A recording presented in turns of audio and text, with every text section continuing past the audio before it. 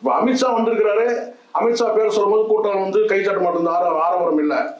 மோடி பேரை சொல்லும்போது ஆரவாரம் இல்லை. அந்த கட்சியில் இருக்க மற்ற நிர்வாகிகள் சொல்லும் போது கிட்ட ஆரவாரம் இல்லை. ஆனால் அண்ணாமலை பேரை சொல்லும் கிட்ட ஆர்ப்பரிக்குது கூட்டம். ஏன்? இவங்கெல்லாம் அண்ணாமலையால் பதவி வாங்கினவங்க, அண்ணாமலைக்கு விசுவாசமா இருக்கிறாங்க. அதனால அந்த ஆர்ப்பரிக்குது கூட்டம், கைத்தட்டுது. தன்னை அறியாம கைத்தட்ட கேட்டா தலைவர் எனக்கு இவர்தான் எனக்கு பதவியை போட்டு கொடுத்தாரு, அப்போ அவன் கைத்தட்ட தானே செய்வான், எழுந்து கத்த தானே செய்வான்.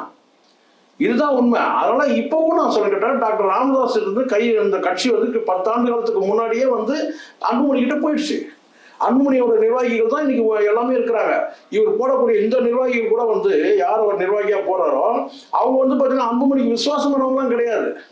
ஐயா போடுறாரு நான் ஏத்துக்கிட்டேன்ற மாதிரி தான் இருக்கிறாங்க.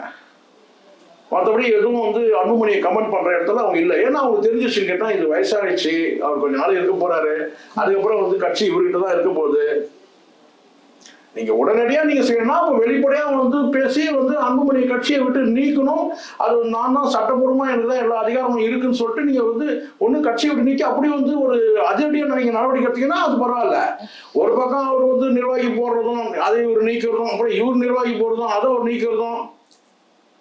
ஆனா இப்போ கேள்வி கேட்கிறாங்க, ஒரு நிருபர் கேள்வி கேட்கிறாங்க, அவர் வந்து கட்சியை விட்டு நீங்க நீப்பீங்களா? நான் நீக்க மாட்டேன், நான் நீக்கவே மாட்டேன்றீங்க. அப்ப அதுல மட்டும் தெளிவா இருக்கிறீங்க, தன்கிட்ட இருந்து கட்சி போகக்கூடாது. இப்ப அப்ப என்ன சொன்னீங்கன்னா இந்த 26 வரைக்கும் நான் எடுக்கிறது தான் முடிவு, 26க்கு அப்புறம் நீங்க எடுத்துங்கன்றீங்க. அப்ப 26 வரைக்கும் நான் தான் எடுக்கிறேன்னா அப்ப இந்த கலெக்ஷன் நான் பார்க்க போறேன்னு அர்த்தம். 26ல கலெக்ஷன் ஒண்ணு அண்ணா திமுக, திமுக 2 கட்சியில கூட்டணிக்கு போனாலும் நீங்க ஒரு கலெக்ஷன் பார்க்க போறீங்க, எப்படியும் ஒரு 500 கோடி.